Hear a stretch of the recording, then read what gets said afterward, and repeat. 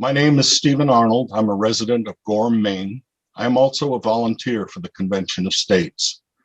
I'm here today to support HB 467 because the Convention of States movement addresses three critical issues that the federal level of government that I believe has us on a path of destruction. Number one, term limits. As every year passes, temptations of lobbyists, large donors, and corporations pull our federal servants away from the will of the people and instead increase their accumulation of power, influence, and wealth. Number two, fiscal responsibility. The growth of our federal debt is unsustainable, as we have seen in recent days and months, and will burden our children and grandchildren with financial chaos. That will not end well.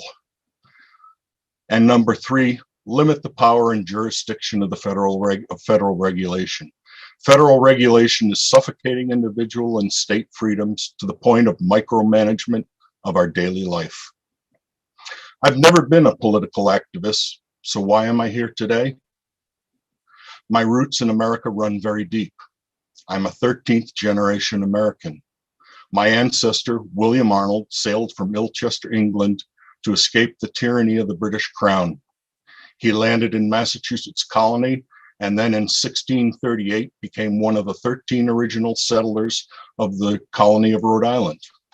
In the 1600s, the Atlantic Ocean was a good buffer from Britain's tyranny, but as we all know, Britain's influence grew in the colonies and ultimately led to our war for independence. Since that time, generations of my family have fought to defend our country in every major conflict that threatened our survival, including my father, who served as a B-24 navigator during World War II in the South Pacific. When I turned 18 years old, a few months after the Vietnam War and draft ended, and did not serve in the military. However, I consider my efforts to support Convention of States my personal contribution to preserving our great country. History often repeats itself. Our founding fathers, who had many great talents and wisdom, had one overarching and unifying principle: distrust of power. And as already been said, we know that absolute power corrupts absolutely. Thus, our system of federal checks and balances were carefully crafted to avoid accumulation of too much power in any one branch of government. But what if the federal government itself becomes too powerful? What recourse would the states have to avoid tyranny? That is why Article 5 of the Bill of Rights. If you could, you have 30 seconds. Okay. We, the states, created our federal government with the ratification of the Constitution and Bill of Rights.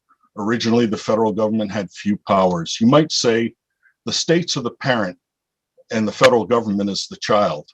Sadly, little by little over the years, the federal government has gained power and state control, including our individual rights. As we say at COS Action, Article 5, Convention of States is the solution as big as the problem. I urge you to support HB 467 so that the state of Maine, along with many other states considering the same resolution, may come together to restore the balance of power in our government and preserve our great nation. Thank you very much for your time.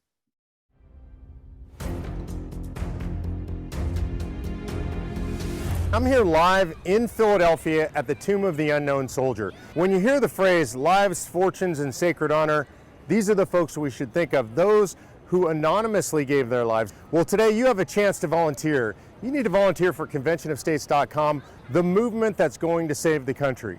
These folks are willing to step up and give everything. We need you to give just a little bit. Go to conventionofstates.com and volunteer today.